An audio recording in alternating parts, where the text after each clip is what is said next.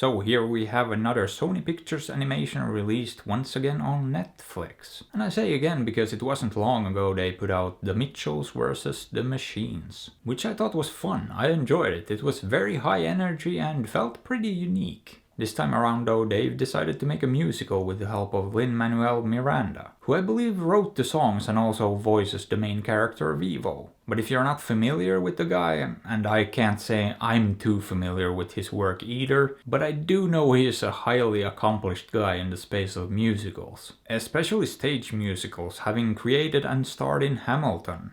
And I know he's worked on a lot of other projects recently as well, including a movie adaptation of the musical In the Heights that I've been meaning to check out. Now, having said all that, I'm actually most familiar with him from the season of Curb he appeared in. Otherwise, I don't know if I'd even be aware of the man himself, even if I'd heard about much of his work. Anyway, he's sort of the star of the show here, and I figured he would probably do a good job. And I guess he does, because I thought a lot of the songs were pretty good. Not all of them, but especially some did get stuck in my head, and I guess that's what they're supposed to do. So job well done on that front, but what about the actual story here? Well, we follow the story of a singing and performing monkey-type creature called a Kinkachu, which to my surprise is a real thing, although the real thing does look less like a monkey than the animated version. But that's neither here nor there, because it's cute, and I think that's the main reason they chose it. And well, it's kinda difficult to even get into the main plot here without spoiling the first 15 minutes or so. But let's just say that this little guy ends up on a bit of a mission. He has to get from Cuba to Miami. And I'm not gonna get into the details, but it's imperative he gets there in a timely fashion. And the reasons have to do with the sort of emotional core of the movie, which I would say works well enough. It did get to me a bit a couple of times. It found ways to resonate with me on an emotional level, so that's good. On top of that, as I said, I mostly enjoyed the musical portion, which was a large chunk of it.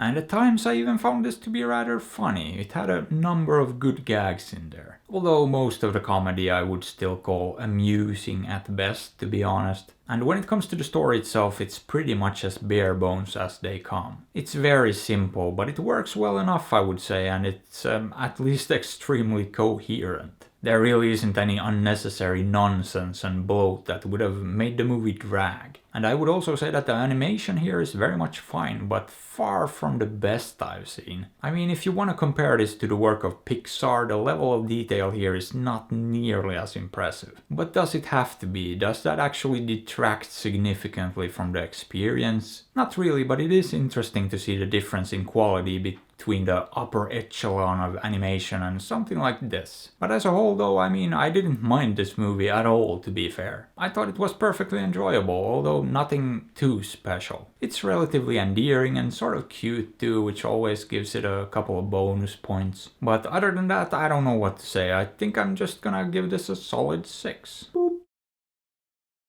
But would I recommend it? If you think it sounds interesting, definitely check it out. I don't think you'll hate it, but I also don't think it's any sort of a must-see. So maybe give this one a shot, or you could also not do that. After all, I'm not your dad. But hey, what are your thoughts on this? Have you seen it? Did you like it? Let me know. And if you enjoyed the video, maybe give it a thumbs up or sub to the channel, because that would be fantastic.